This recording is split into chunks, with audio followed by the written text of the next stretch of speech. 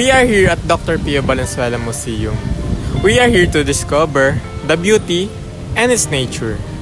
Let us witness the history and what's with this establishment.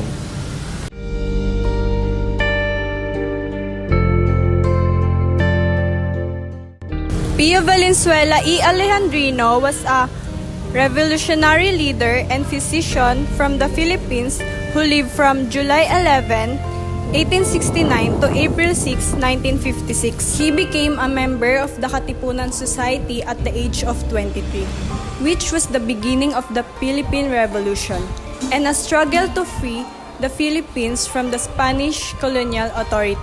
After he tortured at home, siya ay pinadala sa Maynila at nag-aral sa Colegio de San Juan de Letran at nag-enroll sa University of Santo Tomas.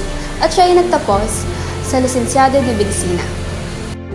Dr. Pio Valenzuela ay nanggaling sa mayaman na pamilya na sina Francisco Valenzuela at Lorenzo Alejandrino.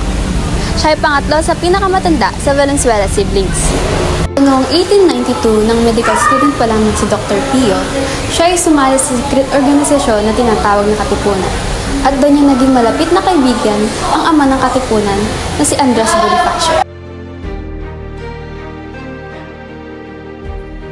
Si Dr. Pio Valenzuela ay pangunahing figura sa Philippines Revolution laban sa Spanish rule. Pinanganak sa Bulacan, siya ay naging manggagamot o physician at sumali sa Katipunan noong 1895. Sa sekretong samahan na lumalaban para sa kalayaan. Siya ay malapit kay Andres Bonifacio, tumutulong sa paglaganap ng mga revolusyonaryong ideya. Malaki ang papel ni Dr. Pio sa kilusan, kabilang ang pakikipagnegosasyon sa mga kilalang tao tulad ni Jose Rizal. Pagkatapos ng revolusyon, nagsilbi siya sa iba't ibang posisyon sa gobyerno at pinarangalan para sa kanyang mga kontribusyon sa kalayaan ng Pilipinas. Valenzuela sa publiko noong February 14, 2023 na nagresulta ng mahigit 3 taong reconstruction na naapektuhan dahil sa pandemya. Ito ay bukas mula Martes hanggang Linggo mula 9 a.m. ng umaga hanggang 4 p.m. ng hapon. Kaya ano pa ang hinihintay nyo? Tara na't bisitahin ang isa sa mga historical places dito sa Pilipinas, ang museo ni Dr. Pio Valenzuela. Pagkatapos ng pagpupulong sa pagitan ng mga tagapagmana ng pamilya Valenzuela at ng lokal ng pamahalaan ng Venezuela upang magbigay ng lupa para sa museo and to honor our hero and trace back the history of their home noong taong 2013. Ang mga plano para sa museo ay sinimulan sa ilalim ng dating Mayor Sherwin Gatchalian na nagbibigay ng ordinansa para sa proyekto. Ang museo ni Dr. Pio Valenzuela isang sagisag ng kahalagang pangkasaysayan at pamana ng kultura para tuklasin ang buhay at kontribusyon ni Dr. Pio Valenzuela sa pamamagitan ng pagpapakita ng kanyang orihinal na mga kasangkapan, muebles at iba pang artifact. Ang museo ay opisyal na kinilala bilang isang museyong galeri at departamento ng turismo na nagmarka ng isang makabuluhang yugto sa pangangalaga at pagtataguyod ng buhay, kabayanihan at makabayan ng Pio Valenzuela. Pinapasyalan o tinatangkilik ng mga turista ang museo ni Dr. Pio Valenzuela upang maranasan ang nostalgia. Sa loob ng bulwagan ay may mga lumang kagamitan at kasangkapan na orihinal na ginamit ni Dr. Pio Valenzuela.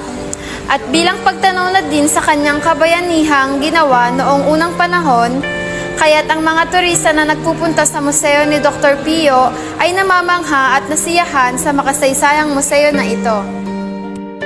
Paano nga ba itinayo ang museo ni Dr. Pio Valenzuela?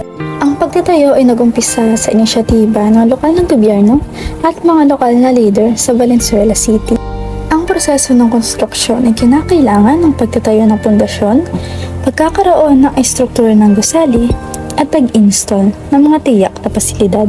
Ang museo ay orihinal na itinayo noong ika-19 na siglo at siniguro rin na ito ay tumutugon sa lahat ng pamantayan ng kaligtasan. Ito ay itinayo upang ipakita ang mga dokumento at memorabilia na may kaugnayan sa buhay ni Dr. Pio Valenzuela. Ang pagtatayo ng museo ay layuning ipreserba ang kanyang pamana at ituro ang kanyang mahigpit na pakikibaka para sa kalayaan ng Pilipinas. Ano ang pakiramdam mo dito sa Dr. Pio Valenzuela? ano po siya, nakaka-overwhelm siya kasi kilala naman po natin si Dr. Pio Valenzuela po, 'di ba? Kasi syempre naririnig sa school, ganun. Pero wala po hindi po natin siya talaga ganun kakilala. And kapag nung pumunta po kami dito ngayon sa museo niya, syempre nakikita ko yung mga gawit-gawit yun dito, tapos yung mga story sa bawat sulok ng bahay niya na to. Kaya yun pa. Ikaw po, Ano pala din? kung ano yung pakiramdam mo dito sa Dr. Pio Valenzuela? Actually, first time ko pong pumunta dito and yun po, na-overwhelm din na lang po ako kasi hindi ko na-expect yung mga gamit niya po dati ma-preserve pa rin hanggang ngayon. So, Nag-enjoy ba kayo dito sa Dr. Pio? Opo, sobra. Kasi po dito rin po kami nakapag-film. Ano ang ilan sa iyo hindi malilimutan ang karanasan sa Dr. Pio? Hindi ko makakalimutan karanasan dito sa Dr. Pio is yung pagpunta ng mga tao. As a tour guide here, na hindi ko makakalimutan kung paano sila ma-amaze at paano nila yung mga mukha nila kapag nalalaman nila ang history dito sa Dr. Pio Valenzuela. Last question po. Maaari mo bang ilarawan ng anumang makabuluhang pagbabago na iyong naobserbahan sa Dr. Pio sa paglipas ng mga taon? Ang museo na to ay kakatayo lamang. So, dati, nung dumadaan pa ako dito, nung bata pa ako, ang bahay na to ay lubog. So, hindi to ganito ang structure ng bahay. Ngayon, na ginawa na siyang museum, hindi ko siya malilimutan kasi malaki ang pagbabago dito sa museo. Sa pagtatapos ng aming dokumentaryo, naway amin kayo nahikayat na bisitahin ang museo ni Dr. Pio Valenzuela na puno ng aral patungkol sa kasaysayan at sana kayo'y nabighani sa itinatago nitong yaman.